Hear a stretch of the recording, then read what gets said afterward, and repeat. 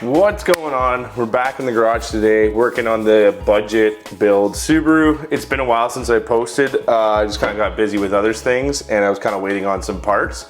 But yesterday some stuff came in and we are going to be installing the cheapest lip I could find off of Amazon. Or I guess eBay you could say too, because they were on there too, but I just chose Amazon for the faster delivery.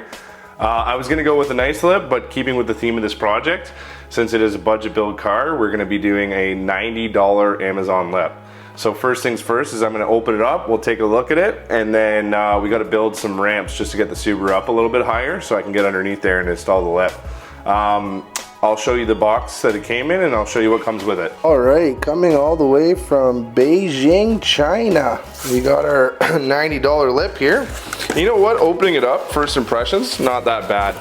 And I went with the piano black option, glossy black I guess you could say, just because I don't really like the look of the fake carbon fiber or the matte.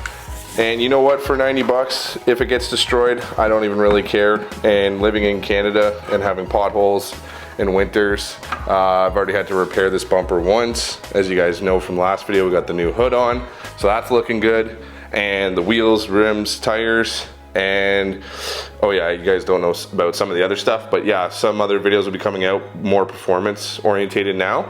But yeah, I just wanted to get this lip on really quick. I thought it'd be a good video. If anyone's interested in a $90 eBay or Amazon lip, this is what it looks like. You get it in 3 pieces. It does come with the hardware. If I had more time, I'd probably just go buy stainless steel hardware because I feel like this zinc coated hardware is just going to rust.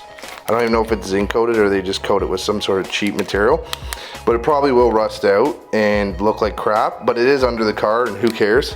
But if it ever does, I'll just replace it with better hardware. But I would recommend, if you have time, just get some stainless steel self tappers or, you know, nuts and bolts. Good thing is the lip is pre-drilled, which was nice because just makes it easier, kind of know where to install it. So I'm gonna get this assembled and I'll show you what it looks like.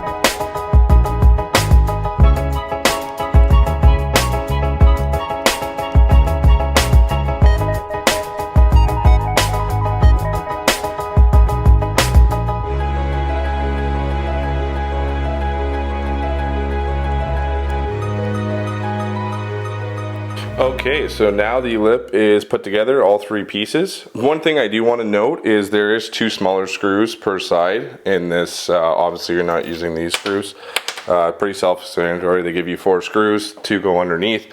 There's little dowels there with holes in it preset, so you just put them in. If you're picky, I don't know if this is the lip for you, just because you do see a gap here, which I really don't care about, to be honest with you, because like I said, this is probably going to get destroyed anyways. I just kind of want to see what it would look like on the car, and for 90 bucks, why not, right? Anyways, yeah, so this is the lip fully installed. It looks good. I haven't seen the fitment yet. Usually with these Chinese or cheaper lips, you'll have fitment issues, like any body kit or anything that comes from China. But you know what? For the budget build, doesn't really matter. So let's get some ramps built so we can get our front fender up higher. I would like to use the jack, but I'm going to use my jack to actually jack up the middle of it so I can place the lip and help me position it a little bit easier.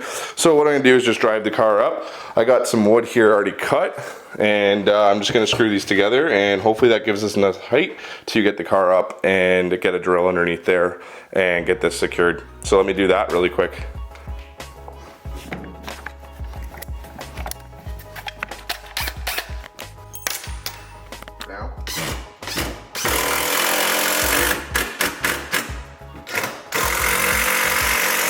We have it, our 2 little ramps. I never said they were going to be pretty, but I bet you they'll work. So let's get these under the car and let's get the car on top of it and see if we have enough clearance now to get an impact under there or a drill to screw in this bumper.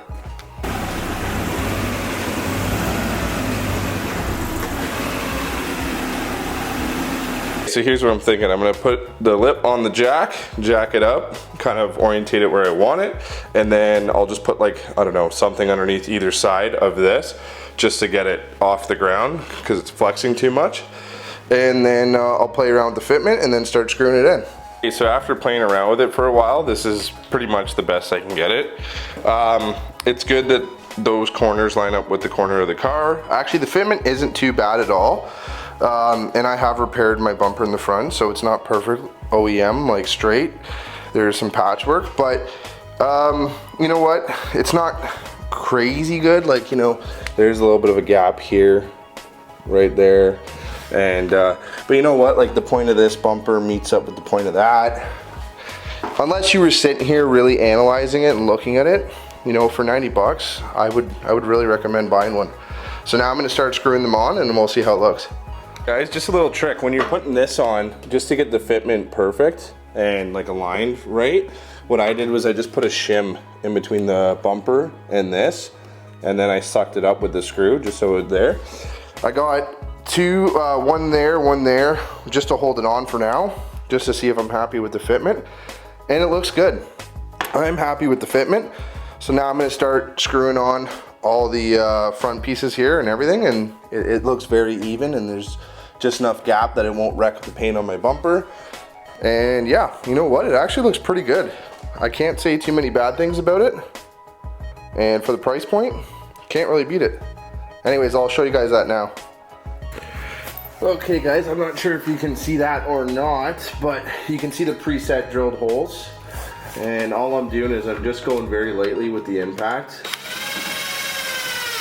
And my strategy here is not to get it tight with the impact because you'll have a lot of problems. So what I'm doing is I'm just getting it up and then I'm going to snug it up with a screwdriver. Because if not, you'll strip the hole. So yeah, once it's like that, you're good to go. Move on to the next one and just follow it all the way around. And just keep an eye on your fitment as it gets tight and sucked up. Make sure you're still happy with it. You can always re-drill new holes. And that's about it. And then just take a screwdriver once you're all done and just go tighten them up by hand. Otherwise you'll strip the hole in the bumper you just created. Great, that's the final finished product. As you can see, the fitment's pretty damn good. I'm actually really happy with this. And I'll get it off the ramps, I'll pull it outside, and I'll give you guys a better view of it.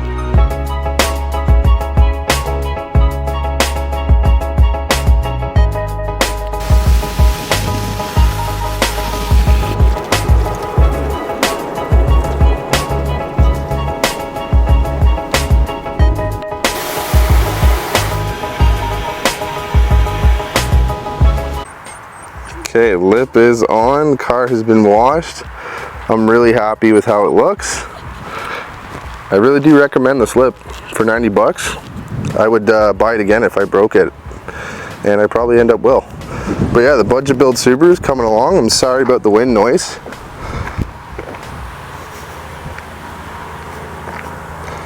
Came a long way from sitting in the field and not running. I also didn't film this, but I got some new drilled and slotted rotors with some new pads, new calipers. Yeah, this will be it for this video.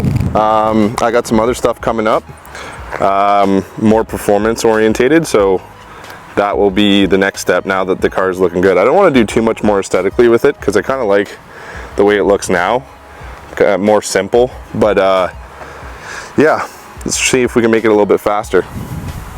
Thanks for watching, guys. As always, comment, like, and subscribe, and I'll catch you in the next one.